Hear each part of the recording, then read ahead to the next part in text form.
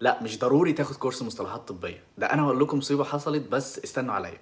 طيب ليه بقول لك مش ضروري؟ لانك سالتني كورس مصطلحات طبيه او ترمينولوجي، ودي حاجه عاديه بصراحه وسهله، يعني انت تتعود عليها لوحدك بعد فتره. طيب الكورس بتاعنا اللي احنا بنقدمه انا ودكتور حسام عيسى للكليات الطبيه مش هو مصطلحات طبيه؟ لا.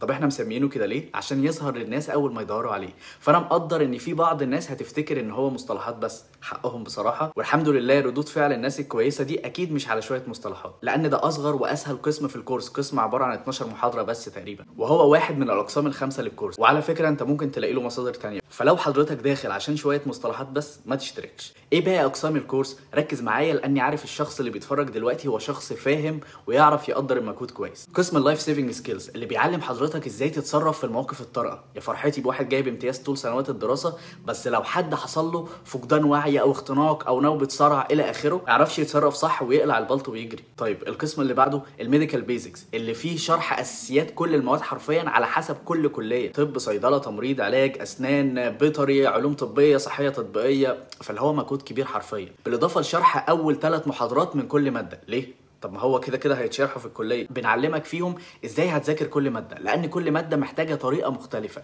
بالاضافه اننا شارحين برضو اساسيات كل اجهزه الجسم حرفيا كلها، وازاي تعرف تقرا انواع التحليل المختلفه. طيب ماذا بعد؟ القسم اللي بعده اللي هو كارير بودكاست، وده بنعمل فيه لقاءات مع انجح شخصيات في كل مجال، في الطب، في الصيدله، في التمريض، في العلاج، في اسنان الى اخره، بنتكلم فيه عن افضل الطرق لكل مجال.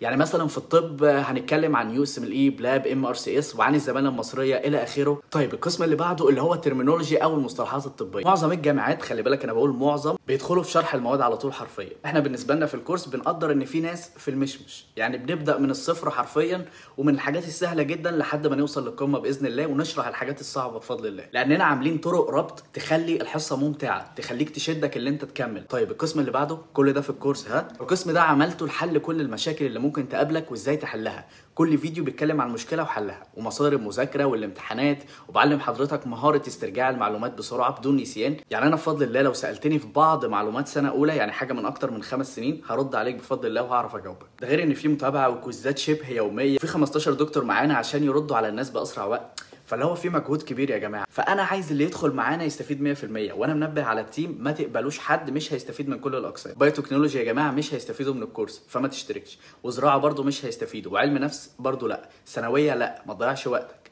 علوم هيستفيدوا بس مش بنسبه 100%. احتجت تسال على اي حاجه تخص الكورس او تشوفه مناسب معاك او لا، كلم التيم بتاعنا وهيردوا عليك على طول. اكتب على التليجرام الاسم ده هتلاقي التيم بتاعنا وهيردوا عليك في نفس الدقيقه، او هتلاقي اللينك في الوصف وفي اول تعليق برضو. سلام عليكم.